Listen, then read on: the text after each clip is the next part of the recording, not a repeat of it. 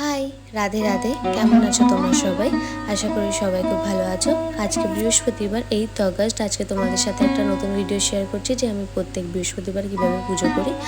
আসলে ভিডিওটা 1 মিনিটের হলেও কিন্তু এই পুরো পুজোর কাজ করতে আমার লাগে প্রায় 2 থেকে আড়াই ঘন্টা। তো ফার্স্টে মালাগুলো পরিয়ে নিচ্ছি, তারও আগে ঠিকঠাক করে মালাগুলোতে গঙ্গা জল ছিটিয়ে নিলাম, কেন কি বাইরে থেকে আসে তো, তাই জন্য গঙ্গা জলটা ছিটিয়ে নিই। আজকে বৃন্দারানী পুজো মা করেছে, তার আগে আমি ভালো করে আমার গোপুদের চান টান করিয়ে নিয়ে রাধারানীর গা হাত মুছে ভালো করে জামা কাপড় পরে বসিয়ে দিয়েছিলাম। তারপরে নতুন করে প্রদীপ পেতে ঘি দিয়ে ধূপ প্রদীপ জ্বালিয়ে ভালো করে তারপর সিঁদুর চন্দনও পরিয়ে দিলাম। তারপর আমি নিজেও পরে নিলাম।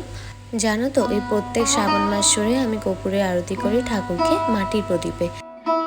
আরতি হয়ে যাওয়ার পরে লক্ষ্মীর বই পড়ে 7 ঘন্টা বাজে আমি আমার পুজো শেষ করি। ভিডিওটা কেমন লাগলো অবশ্যই জানি। নেক্সট ভিডিওতে দেখা হচ্ছে।